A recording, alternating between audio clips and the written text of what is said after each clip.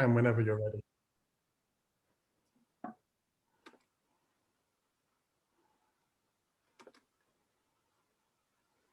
Oops.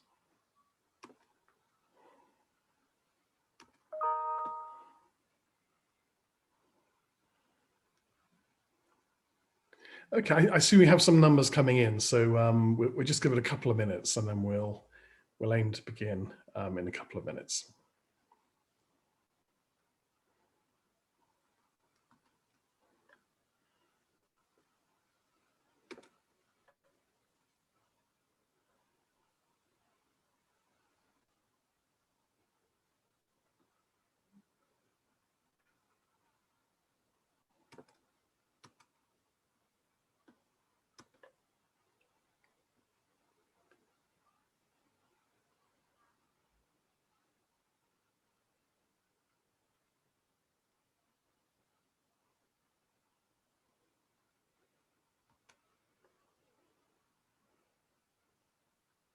Okay, Ben, shall I make a start? Yep, okay, numbers seem about stable. So yeah. Okay, so a warm welcome to everyone to our final event for this academic year, run by the Centre for Film, Media, Discourse and Culture. And Dr. Clancy's talk is last but not least in our lecture series that has included speakers from the US and the UK and audiences from around the world, and an in conversation series aimed at postdoctoral students. It also follows our first ref submission for film and screen studies and an extensive range of publications, including our promotional, coming up here, our upcoming special issue of New Review of Film and Television Studies on Catherine Bigelow. So look out for Cole Sweeney's podcast interview with Dr. Stacey Abbott, whose BFI book on Bigelow's Near Dark has recently been published. And Stacey was actually featured last week on BBC Radio 4. So we're looking forward then to next year and welcoming people back in person to our next Directors Conference on Christopher Nolan, as well as another series of prestigious speakers. But for now, I'm going to hand you over to Dr. Ben Halligan, who's going to introduce our speaker. Thanks ever so much, Fran, and thank you, colleagues, for joining us this afternoon. I'll note as well that we are recording this session, so the session is being recorded. It's a real pleasure to be able to introduce Dr. Laura Clancy, who I think perhaps is pretty much the only academic at the moment in the UK who is engaging with that thing that everybody's familiar with, everybody knows about, which is the royal family, particularly at such an interesting time of change and so many questions have been articulated around the function of the royal family. So Laura's a lecturer in media at Lancaster University in the sociology department, and her research focuses on issues around social class and wealth inequality, in particular how inequalities are represented in media culture and the systemic relations between media culture and political and economic formations of inequality. Laura's monograph is being published by Manchester University Press later this year, Running the Family Firm, How the Royal Family Manages Its Images and Our Money. And the monograph looks at contemporary British monarchy, which is 1953 to the present in this scope, in order to understand its economic, political, social and cultural functions. The research argues the monarchy is an overlooked elite studies matter, which understates the role of inherited wealth and old forms of political and institutional power in reproducing economic and cultural advantage. And the research proposes that we cannot talk about inequalities in Britain today without talking about the monarchy. I was looking as well at one of Laura's articles, which is called The Corporate Power of the British Monarchy, Capitalism, Wealth and Power in Contemporary Britain. And there's a very nice framing of the unique research project itself, where Laura writes that the research analyzes the cultural formations of monarchy in relation to its economic activities, to argue that media representations of the royal family are a prism, a central, effective and ideological project to distance the monarchy from capitalist vulgarity and aristocratic debauchery, and reproduce monarchical power by producing consent for it in the public imaginary. This then is all about, I think, unpacking the fairy tale and finding some hard financial facts and political acumen behind it. So with that, I'm really happy to have Laura to talk to us today. And I'm very much looking forward to the talk, which is the British monarchy, Grenfell Tower, and inequalities in London. Thanks, Laura. Thanks so much, and thank you for inviting me. It's really lovely to be here. So today I'm going to talk about the links between Grenfell Tower and the British royal family. And I want to think about inequalities today and why we need to consider monarchy as part of these inequalities. So Ben has just said this, so I really apologise for the shameless self-promotion, but these ideas are kind of expanded in my book, which is out in September. Although this particular case study isn't actually in the book, this is a separate one. But my book uses this name, the firm, to think about monarchy as a corporation. So akin to other corporate giants like Amazon, for example. So both of these, the Amazon and the monarchy, were both implicated in the Paradise Papers, the tax dodging scandal. So my book kind of pulls back the stage curtain of monarchy and what we normally see of them, these images that we normally see in the media, and exposes what is normally hidden. So how it looks versus how it makes its money and its power. So that kind of expands a lot of the ideas that I'm going to kind of preview for you today in this talk. So I'm going to start off with just talking about Grenfell Tower for people who are not familiar. So on the 14th of June 2017, at about 1 AM, a fire broke out in a 24-storey block of public housing flats in North Kensington, London. And it was found to be caused by a faulty fridge freezer in a flat on the 4th floor. Firefighters arrived within 6 minutes and found the fire was already spreading rapidly up the outside of the building via the cladding before moving back into flats further up the high-rise building. And it took 250 firefighters 24 hours to extinguish those flames, and at least 72 people died. Inquiries after the fire found that residents of the flats, which are owned by the local council as part of a complex of social housing in the Royal Borough of Kensington and Chelsea, had repeatedly registered their concerns about lax fire safety procedures in the building, including the use of sprinklers, broken emergency lighting systems, and too few emergency exits. They also found that the cladding used to cover the exterior of Grenfell Tower to make it look more appealing to wealthy neighbours was highly flammable and had been used by the management company instead of fireproof alternatives because it was cheaper. As Ida Denowid argues, neoliberal ideology and decades of privatisation, cuts, gentrification and deregulation thus formed the context in which the fire had been made possible, whereby profit was put before safety and wealthy residents put before poorer. And the fire has really come to epitomise the growing divide between Britain's rich and poor in the last decade. And indeed, the Royal Borough of Kensington and Chelsea is an area which embodies gross levels of economic inequality, as Tracy Sildrick says, with both the poorest and the richest living in close proximity, making these inequalities and class violences hyper-visible.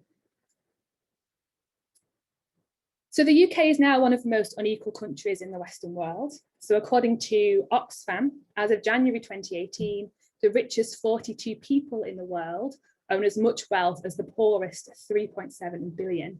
And in the UK, the richest 1,000 people own more wealth than the poorest 40% of households. While this story of inequality plays across the whole of the UK and across the globe, it is kind of writ large in the capital city of London. So London has 95 resident billionaires out of a total of 417 global billionaires in the Sunday Times Rich List.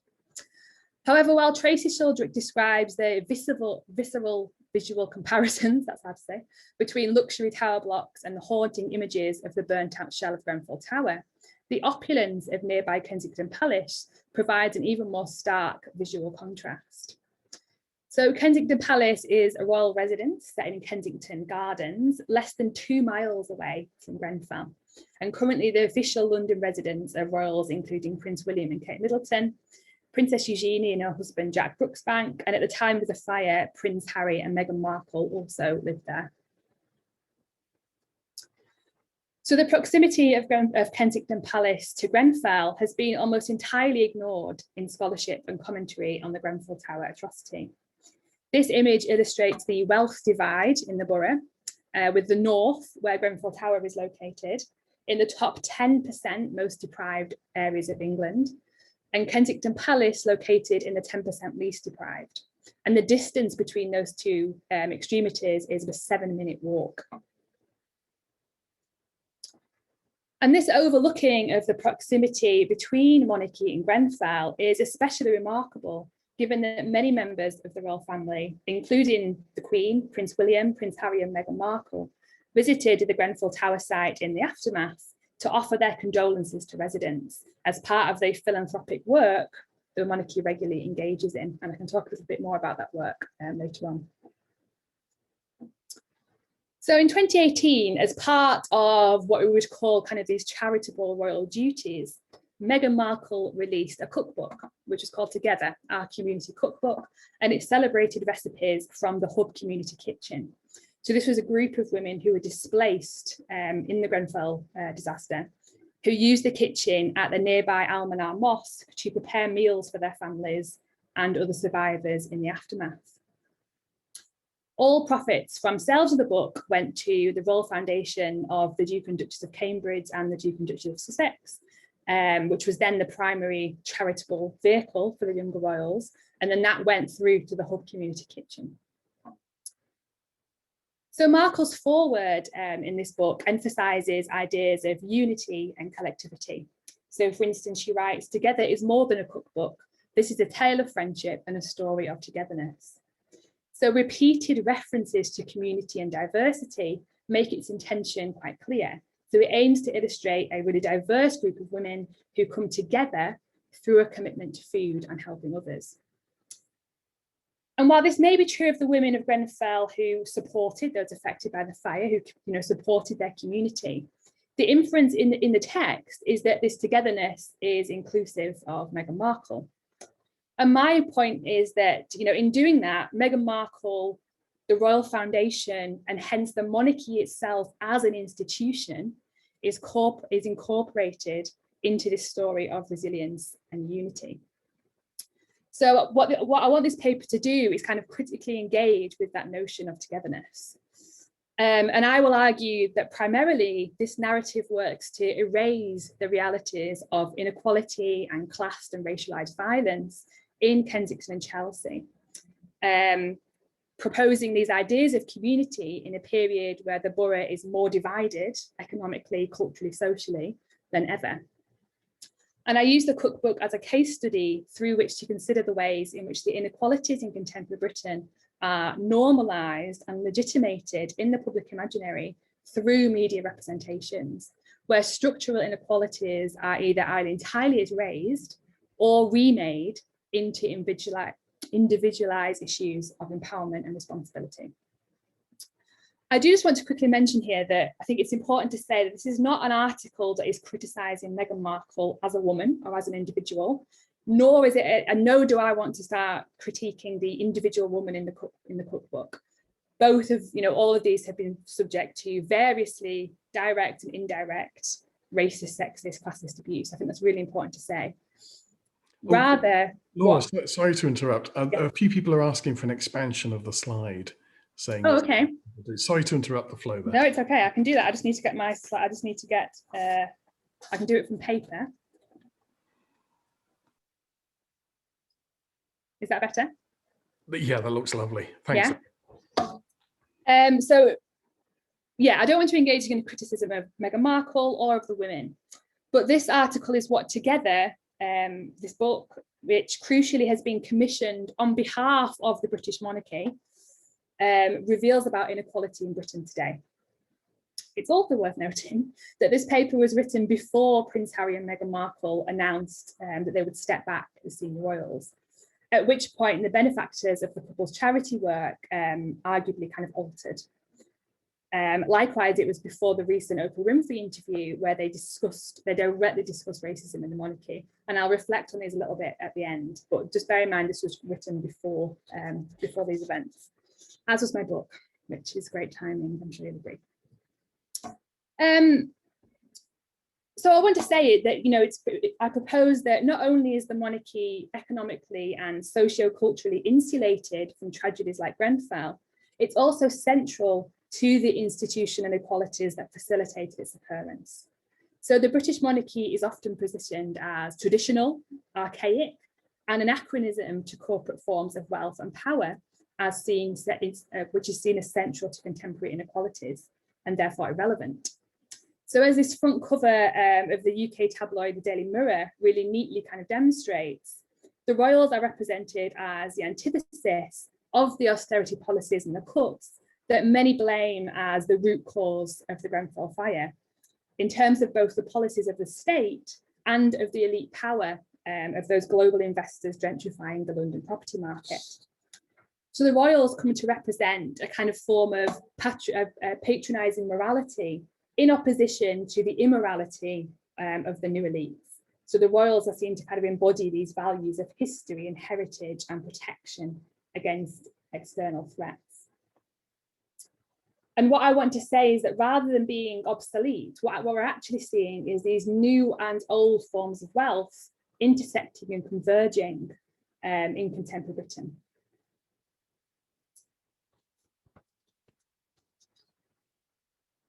So let's move on to the cookbook. So Meghan Markle wrote a 3-page foreword to the book, which begins, "Together is more than a cookbook. This is a tale of friendship and a story of togetherness." And the rest of the copy makes repeated reference to ideas of unity and community, particularly through food. So one paragraph, for example, reads, "I immediately felt connected to this community kitchen. It is a place for women to laugh, grieve, cry, and cook together." Melding cultural identities under a shared roof, it creates a space to feel a sense of normality. In its simplest form, the universal need to connect, nurture, and commune through food, through crisis or joy, is something we can all relate to. So the title word together is repeated 9 times through this 3-page introduction. So this infers kind of shared experiences, shared goals, shared visions, incorporating the monarchy into these women's stories of resilience and hope. It suggests that the Grenfell tragedy is a burden that we should endure together, and the recovery process is of equal responsibility to every member of that community. However, I would say that the wealth inequalities in Kensington and Chelsea make very clear that the burden of Grenfell only falls on one demographic, the working classes, while the upper classes are insulated from these symbolic violences. So the urban, geographical, and socio-political history of Kensington and Chelsea is a history of unequal development and unequal privilege, with the monarchy and the aristocracy were central to the shaping of the borough as a wealthy part of London with very stark wealth divides. In the 16th century, Chelsea, which was then a separate borough, was known as the village of palaces due to manor houses built by prominent monarchs and aristocrats.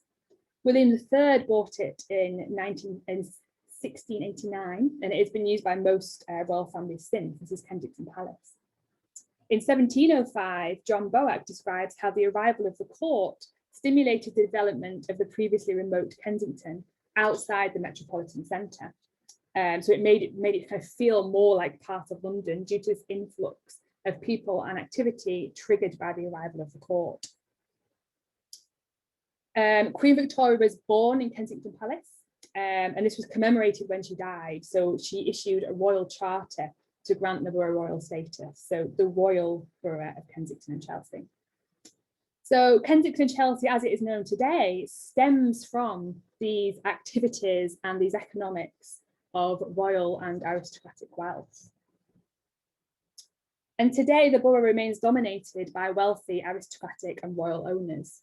So 93 acres of the borough are owned by the Cadogan estate, which is the inheritance of the Earl of Cadogan, who is worth 6.5 billion.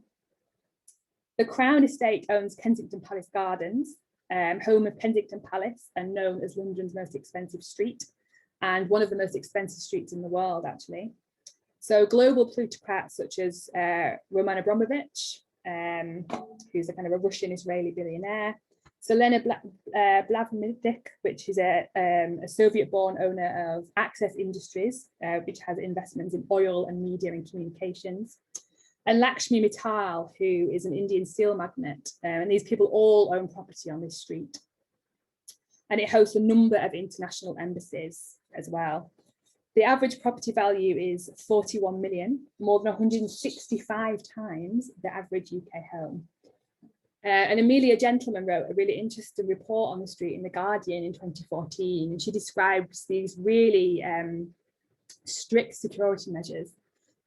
So armed police officers and security huts guarding either end, which you can see in that bottom left picture there. And Crown Estate employees lower the bollards to allow cars into the street once they've been security checked. So in this context of the existence of this space 2 miles away from Grenfell, these claims of togetherness in the Cookbook can be read as an erasure of the class inequalities and violences experienced by the Grenfell residents.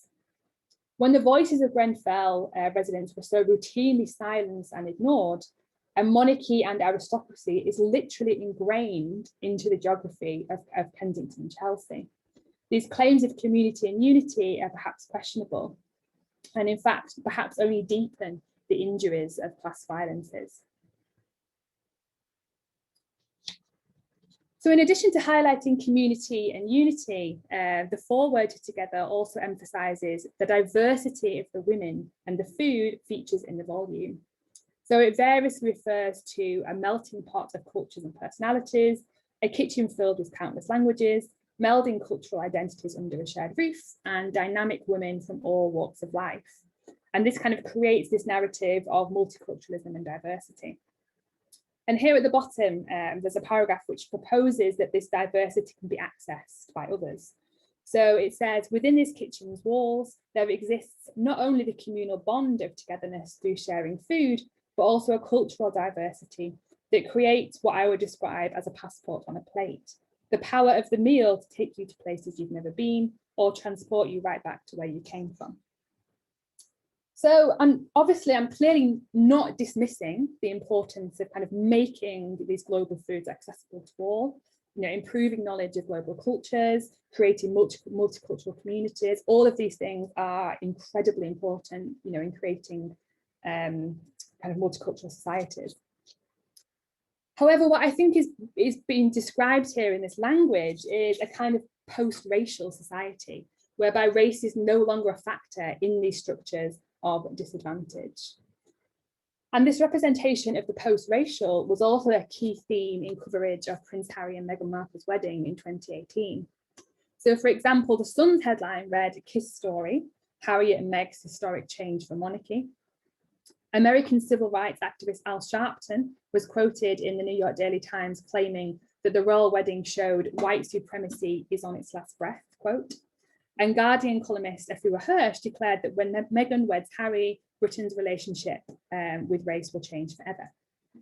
So Hirsch argued that the British monarchy is a powerful symbol of national identity, and therefore from now on, it will be impossible to argue that being Black is somehow incompatible with being British. So again, I don't want to dispute that Meghan's introduction into the monarchy was a really important moment in this history of racial representation. And the symbolic representation of a mixed race woman at the centre of the establishment is extremely powerful in disrupting the whiteness of British institutions. So this is not to say that this is not a really important cultural moment for those who identify with Meghan. But what I would argue is that this symbolic change does very little to alter systemic racial inequalities. And actually the post-racial illusion works to mask structural conditions of race and limits racism to individual acts of bigotry. And I think we've probably seen that more recently with since Meghan left and the kind of popular reaction to that and the discussions that were had in the Oprah Winfrey interview. I think those ideas have really kind of come to a head.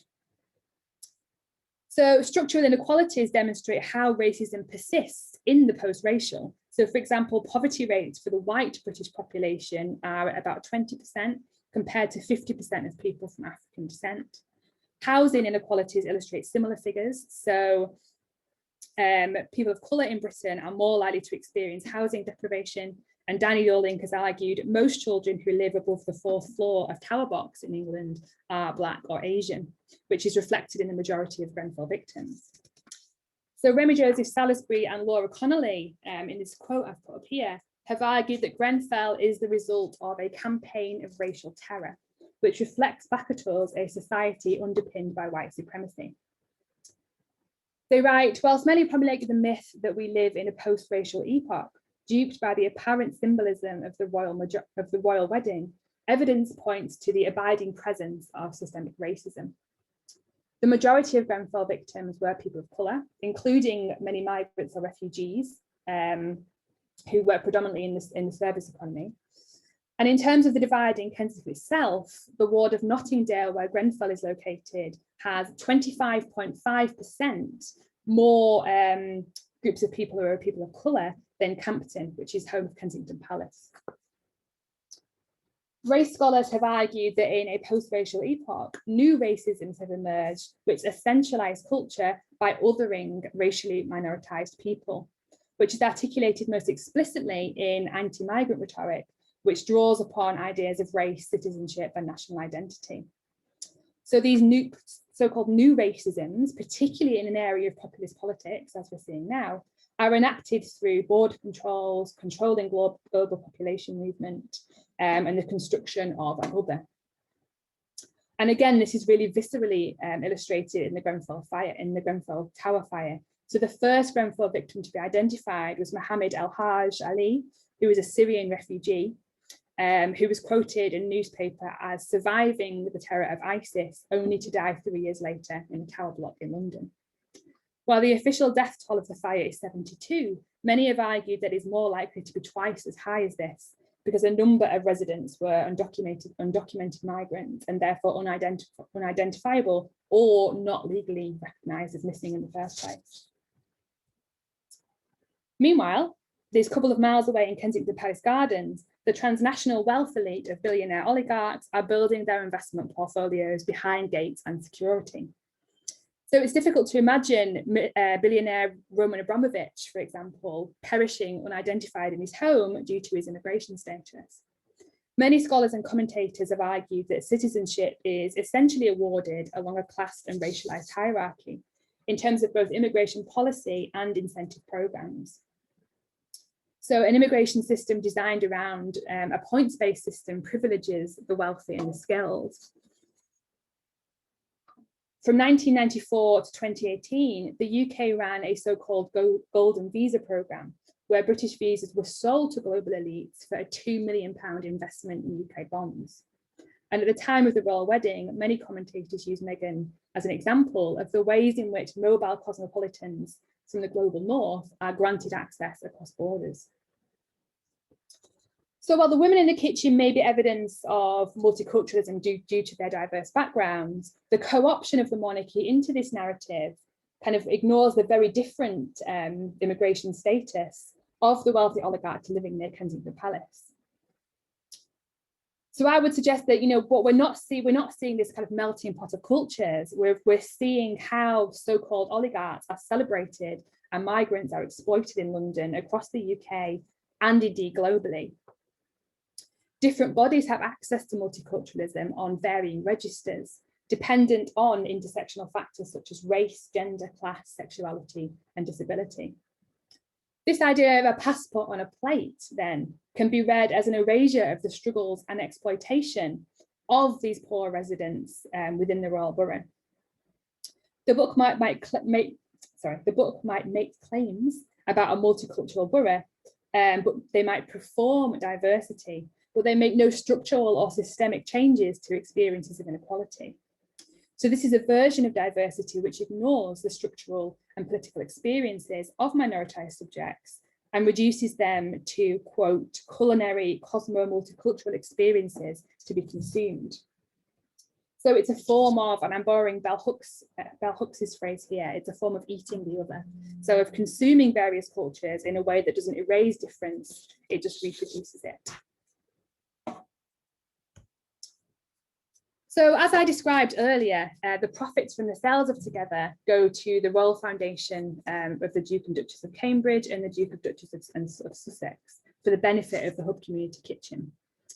So this Royal Foundation is described as the primary philanthropic and charitable vehicle, in quotes, for the younger royals, and it runs all their charitable projects.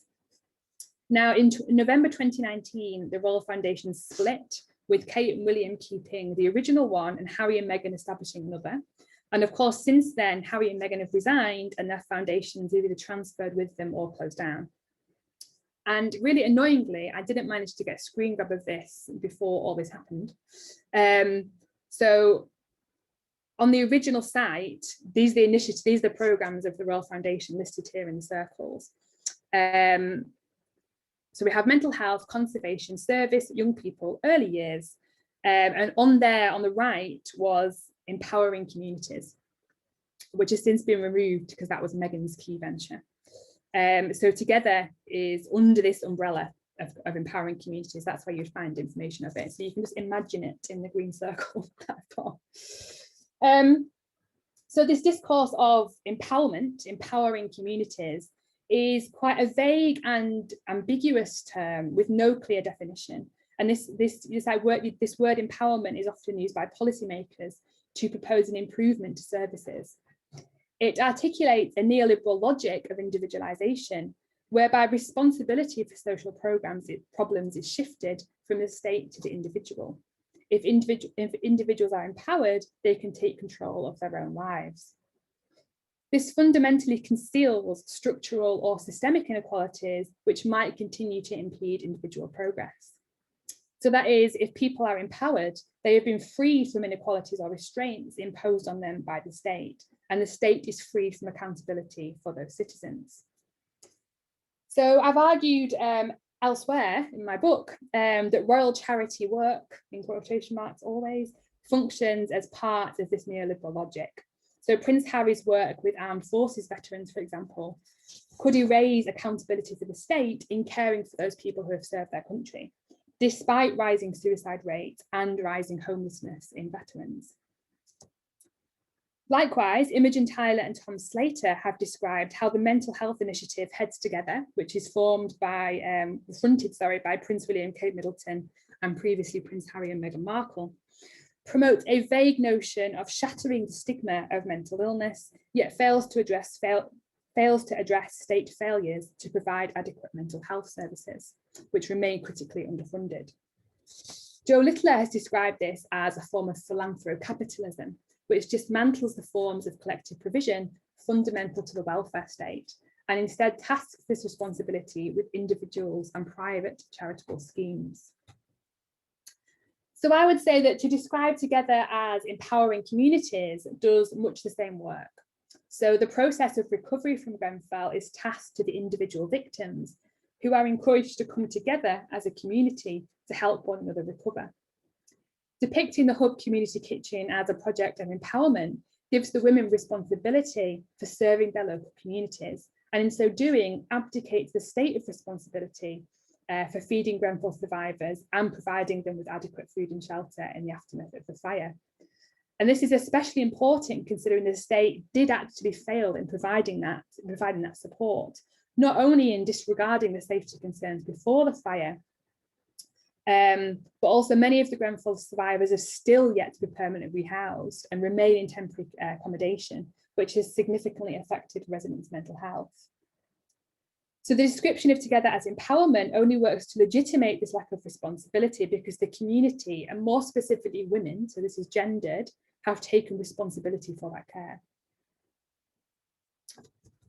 The final question I want to ask here is, who is benefiting from the Together cookbook? So again, there's no doubt that the women in the cookbook have benefited. So as of March 2019, which is the latest data I can find, over £200,000 have been donated to the Almanar mosque with a further 28,000 to projects related to the women in the kitchen. So of course, this is extremely important, will have made a huge difference. I'm not disputing that at all.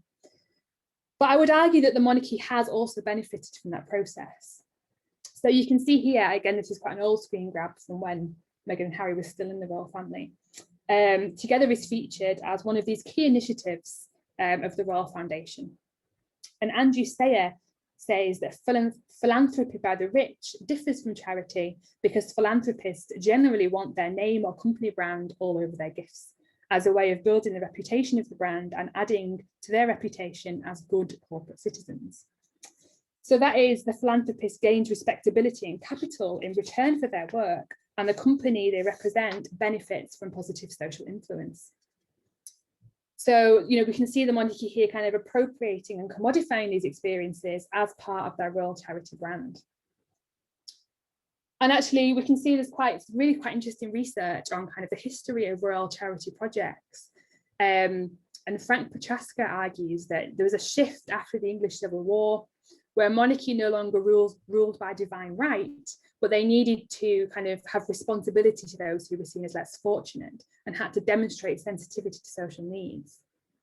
And of course, Queen Victoria enacted these values of social responsibility throughout her reign. And this provides a reciprocal relationship. So it gives charities a kind of promotional tool in the monarchy, but also gives the monarchy a respectability and a visibility in the public imaginary. And Frank Petraska concludes by saying the monarchy now needs the voluntary sector more than the voluntary sector needs the monarchy. So I would call that, in my book, I kind of refer to that as a form of producing consents, right, for the royal family. And again, Together is doing that work. So Together represents the monarchy as socially responsible. And rather than shying away from the proximity of Grenfell Tower, it positions it as a local community project, and it's embraced by the monarchy, trying to demonstrate their social responsibility and community spirit. So since I originally wrote this paper, which was in around 2019, there have been a few minor changes to the argument. So in January 2020, the couple announced they were stepping back from royal duties, and they moved to Canada and then to the USA. And this move has been called Mexic, a portmanteau of Meghan and exit, and mirroring the discourses around Brexit. And I can talk a little bit more about the links with that and kind of these right-wing populist narratives in terms of Meghan being positioned as woke and all these narratives we see. I can talk about that a little bit more later if you're interested. Even more recently, what we've seen, the couple's Oprah Winfrey interview, where they discussed Meghan's mental health issues during their time in the monarchy. They've discussed comments from a royal that is not named they questioned how dark Archie's skin would be and the firm's lack of accountability for caring for Meghan amidst racist and sexist cultural commentary. So these are really interesting developments in terms of this presentation and these issues of inequality. So of course, on the one hand, what this showed is that the monarchy is not post-racial at all. Rather, structural racism within the institution created the conditions in which Meghan felt that the only option was to leave. The normalisation of questions around Archie's skin tone is one example of the ways in which these forms of racism get reproduced in the firm, which is probably not entirely surprising for an institution with a history of funding from the British Empire. While I argued that Meghan's role in the monarchy was to kind of co-opt this image of diversity, actually what happened was Meghan's kind of, biracial, multicultural images was almost too much for them to contain within that narrative of royal history, given these racist and sexist histories. But the attempt to do that through Meghan, I think, still existed, even if that has seemed to kind of fail. What we should also note is that Meghan and Harry explicitly state their support for the Queen and for the monarchy as an institution, and they did this throughout the interview as well. So while the couple did prompt widespread public debate of monarchy, and perhaps the most explicit in a number of years, actually, the interview is pretty incredible, particularly in terms of the claims about racism, which are incredibly important. They didn't necessarily declare support for republicanism. So there's a clash issue here in that the couple remain hugely privileged. So many women of colour will have suffered from misogynoir at the hands of corporations or institutions, but wouldn't get this platform in order to tell their story. The women of Grenfell didn't get that platform to tell their story.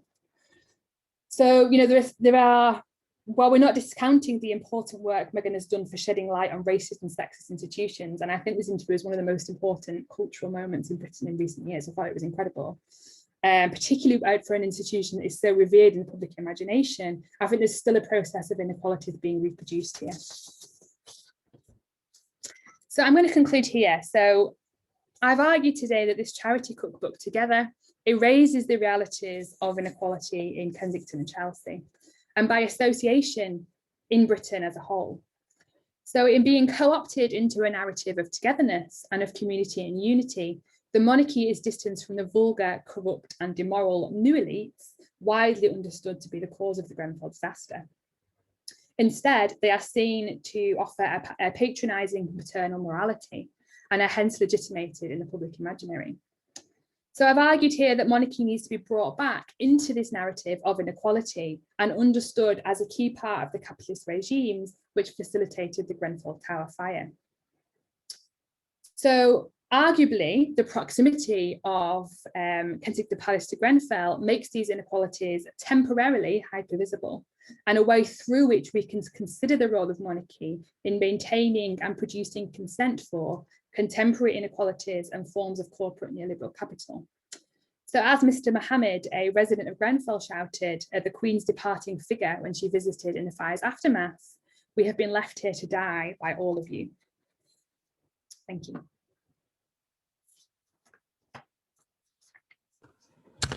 Thanks ever so much, Laura, for that fantastic talk. So if I may, I'll invite any questions, any observations from colleagues who are here in respect to Laura's talk or more. If you type them in, Fran and I will be really happy to read them out. Or alternatively, you're more than welcome to say them yourself if you like.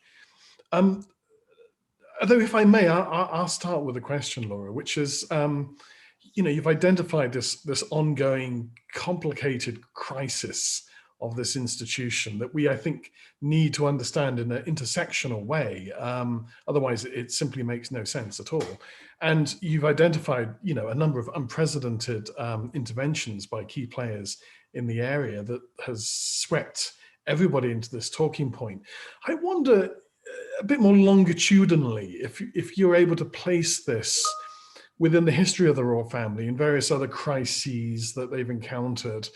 I'm thinking the Prince Andrew stuff, but also the reaction to Diana, but also the abdication. And, you know, sometimes it seems they go from one crisis to the next. How is this different? And what kind of prospect of change does this hold out that maybe those other crises didn't have? Yeah, that's really interesting. I think they do lurch from one crisis to the next. And I think that partly, you know, part of my argument is that a lot of these royal representations are reactionary.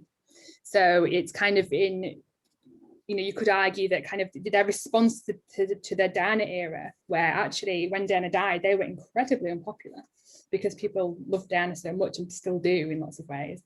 You know, their response to this was kind of create, her sons are very much living through that image, I would say. So representations of Harry and William are often very tangibly, directly reflecting how Diana was represented. So the one that springs to mind is there was that really famous photo of Diana at the Taj Mahal when she was meant to be divorced. She was just announced for divorce from Charles, and she was just sat in a row. It was like really widely circulated as like the monument of love and being heartbroken. And then when Kate and William went to did an official visit to India, they posed in the exact same spot. The camera had the exact same framing, but they were sat together as this kind of image of unity. So kind of I suggest that there's this process of rewriting going on, where we're kind of getting these narratives not erased because they don't get erased, but it's kind of part of that process of a royal soap opera, if you like, as kind of feminist scholars would say in the 70s, that this is what we're seeing. But I think that's all, you know, the crisis is kind of part of the narrative. So that's kind of process of scandal, resolution, rewriting these stories that we can see across time. Like you said, the abdication, Prince Andrew more recently, although that's even more problematic because I don't think they're trying to resolve that. They're just trying to sweep that under the carpet and pretend hope we don't notice. And I think I kind of had hopes that when the Harry and Meghan Oprah interview came out, it felt really powerful, and I think it was really powerful. And I think the conversations that were happening that week, or in those couple of weeks, were conversations I've never had before, with people I've never had before. And suddenly, when I do media work, I often get wheeled out as this Republican that's like, oh, ha, look, a Republican. And in that week, people were actually agreeing with what I was saying. And it was a really odd experience. But I kind of wonder if we've seen that, we had the death of Prince Philip. That, I think, sent popularity back up because people were interested. And of course, there's the coverage of Meghan, which is still largely negative, largely racist, largely sexist, which kind of works to resolve that history of the Oprah Winfrey interview, I think. So I think it's just part of this continual serial of stories that keeps us interested and keeps us wanting to watch, that they need to kind of keep reacting to in order to produce that institution. Oops, I think.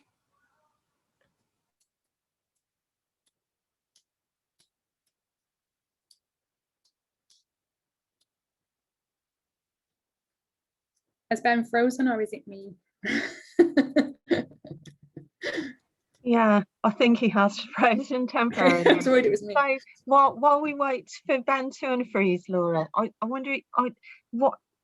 just wondering about the cost of the book. Who was the intended audience and who bought the book? I don't suppose you know that, but or did it sell very well? Or it did sell well. It was something like 200,000 copies. I can't remember the exact number, and that was in 2019, so quite a lot.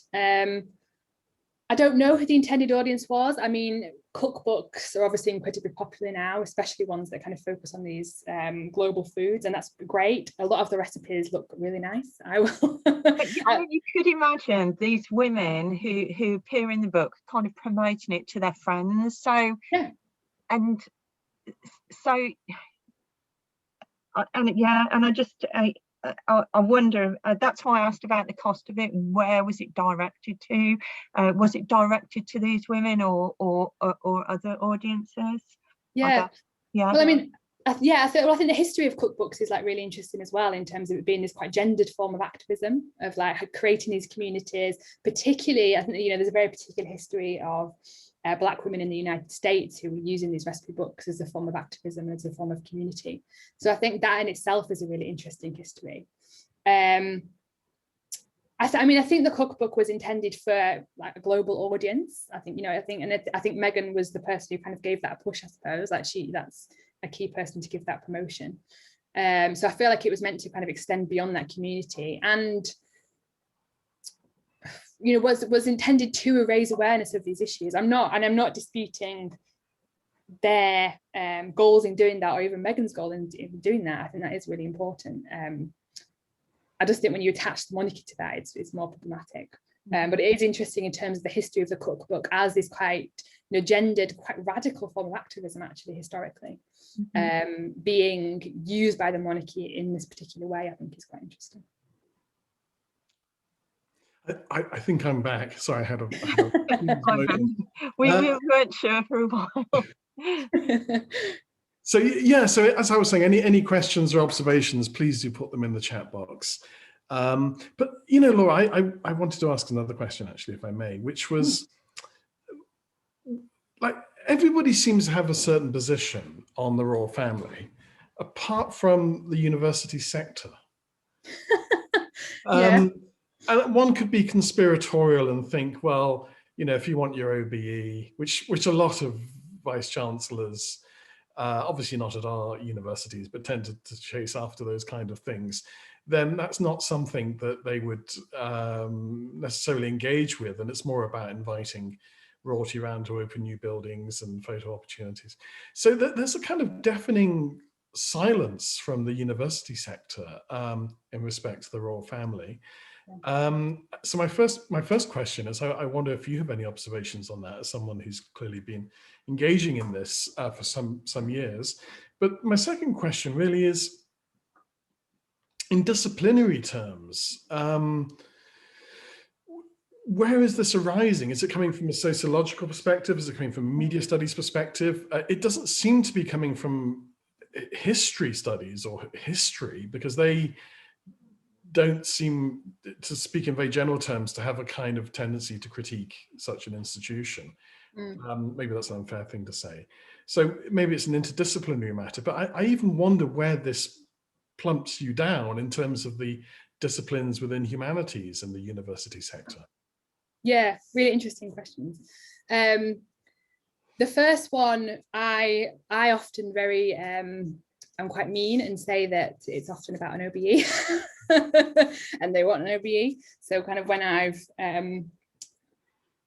probably shouldn't say this, but like the press office are really good, but occasionally they'll be like, just be careful. And I think that's because they're worrying about reputation. But I mean, I think that is part of it. And I think there's a lot to say about the connection between institutions and the royal family that I think needs more attention. So, you know, there are a lot of connections. There's some royals are kind of patrons of universities and things. There are these very actually formalized connections between royalty and the royal family that I think maybe need more attention. And funding bodies and royal families who might have patrons within the royal family. I think that's kind of these more formalized courses. But I mean, I also think that, well, for me, you know, this attention on the monarchy is, you know, if we want to enact kind of these socialist feminist politics, anti-racist politics, then the monarchy is key to that. And a lot of the time I wonder if that, you know, universities aren't that interested in that anymore anyway. And actually what we're seeing is this kind of often these quite, you know, neoliberal universities don't want to engage with that. What I have had is people say kind of, and I opened my book with this actually, you know, this idea that, you know, there are much more important things to be worrying about than the monarchy. Why are you interested in this? They're kind of just there. And I think that's really telling. You know, in the, you know, my argument would be, well, they are all of those more important problems. They are behind nearly every single one of them. And that's why we should be looking. But I think that the connection isn't quite there. And that also links to the discipline question, because I've been at a conference, kind of a big national conference, about sociology conference, and was sat in the audience at a panel about class inequality, and I think it might have been about Grenfell actually. It might have been about, like, you know, poverty in systems. And someone said to me, you know, why are you here? This isn't connected to your research. And I kind of thought, well, I thought that was a really interesting take on it, because again, it's all part of this big system, but I don't think it's necessarily understood as that, because it's seen as this, it's seen as completely separate from all of those things.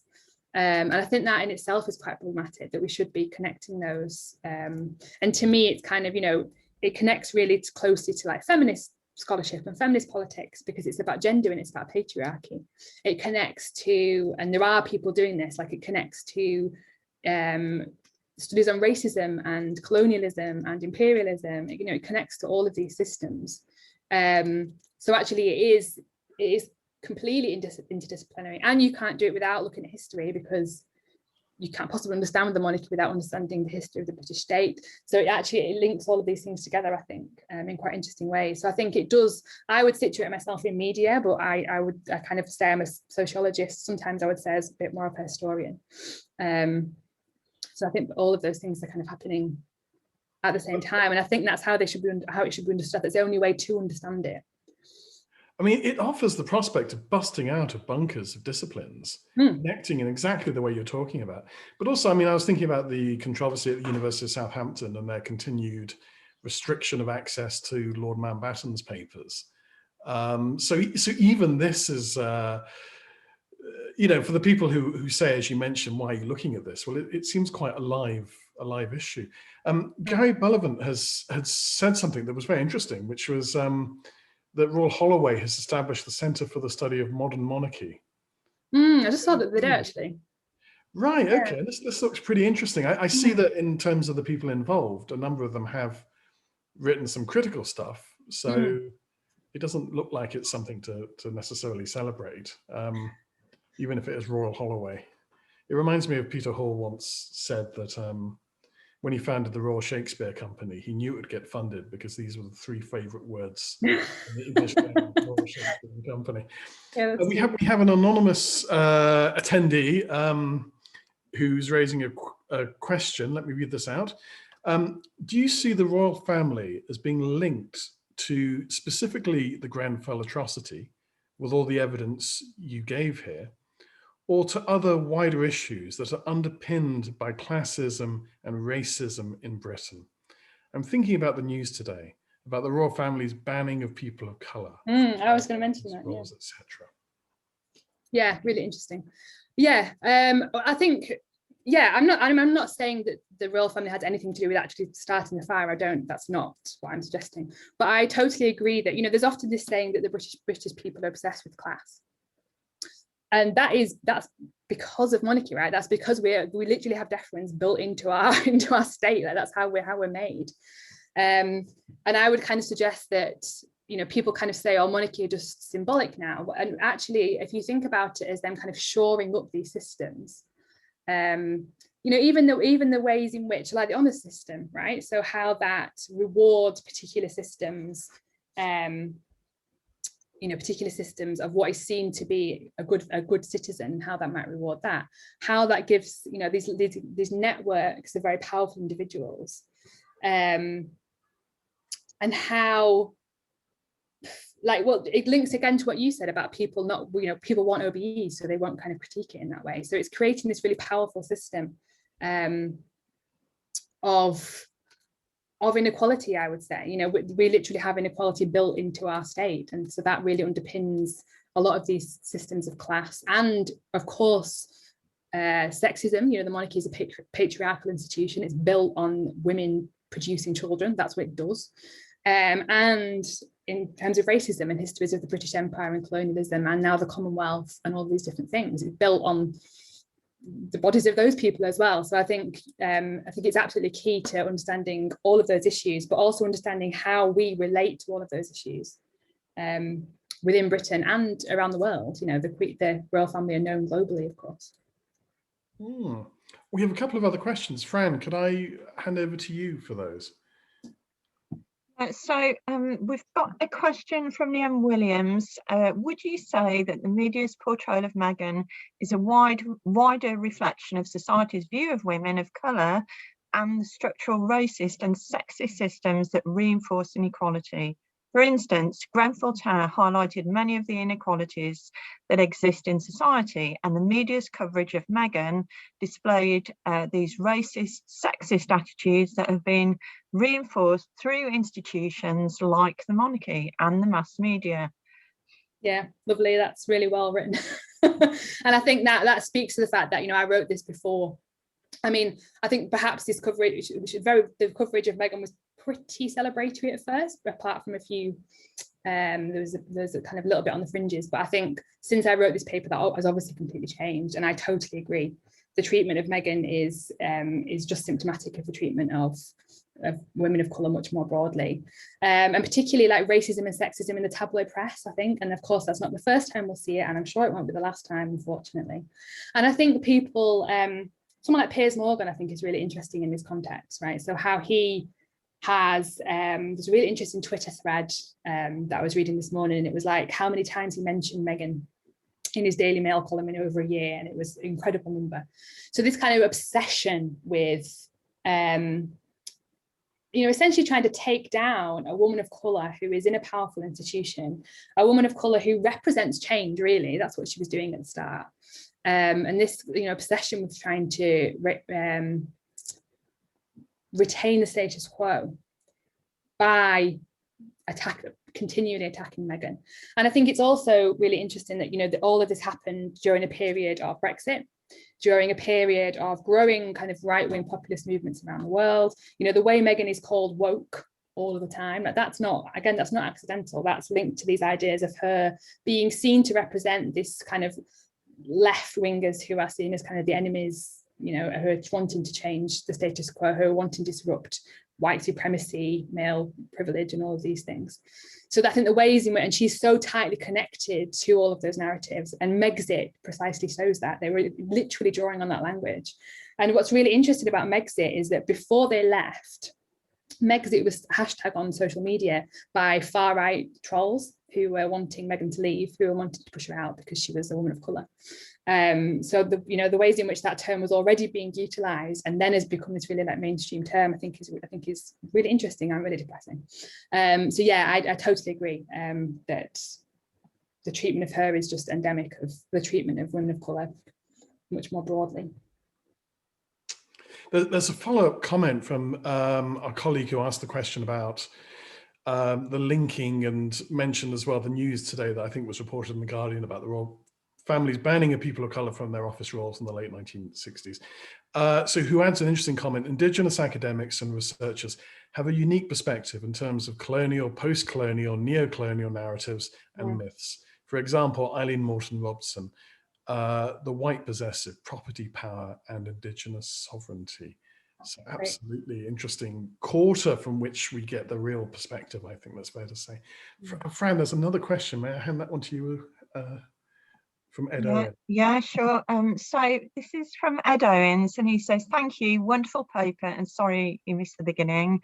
The role of royal charity work as a means of generating consent for monarchy is interesting and definitely has historical echoes, as Laura noted. What does Laura think about the way the royals have swung behind the UK's NHS during the pandemic? Is it about ensuring they are visible at a time of crisis? What else might be going on here?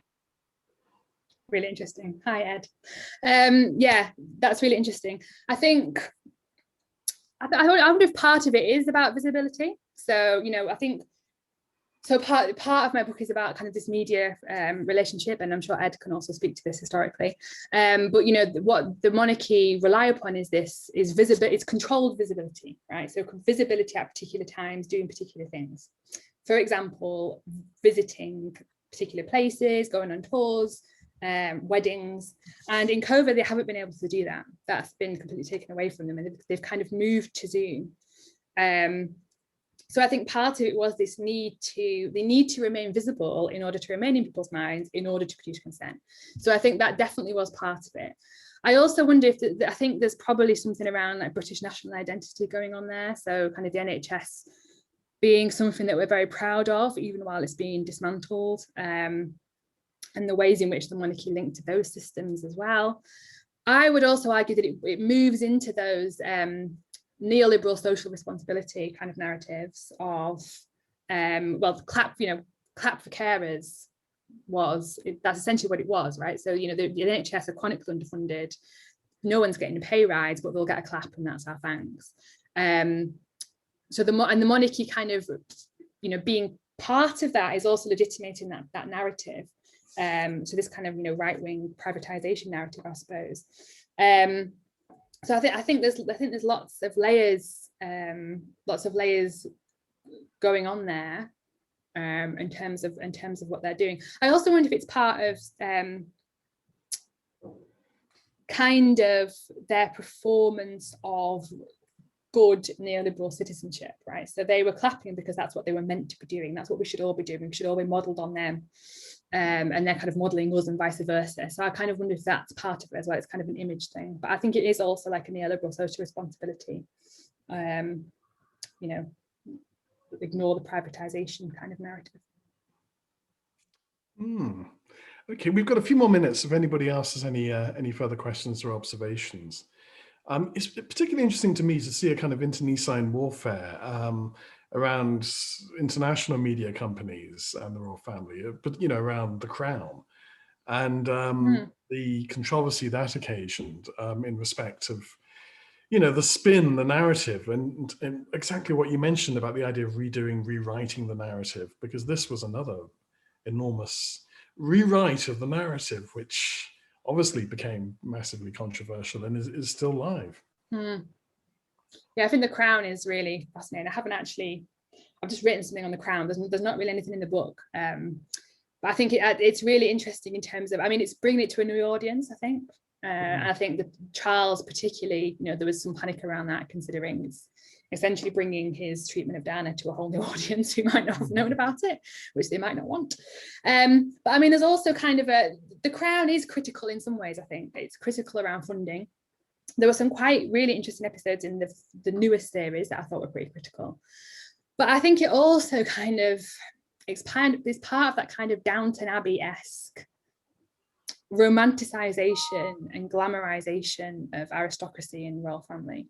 That I think again is quite powerful in producing consent, right? So it becomes this kind of fairy tale story rather than something that really happened, and it can be kind of unconnected from issues of inequality because it's being celebrated in this way. So I kind of think it does do some good things in critiquing, I think. But I do think overall it's kind of part of it, and this kind of Hollywoodizing almost of the royal family and of those narratives, like especially when we see these really incredible actors playing all these different characters, you know, people we love. You know, Olivia Colman I love, so it's kind of, it kind of draws you into that kind of narrative, doesn't it? Which I think is really interesting. And of course it's the first, I suppose it's the first, I'd say the first large scale television series to do that, particularly when it's on like Netflix, you know, a platform which does these massive, you know, spectacular television shows that kind of draw you in. I think that's really important as well. Which everybody seemed to be watching, from emeritus professor to your hairdresser.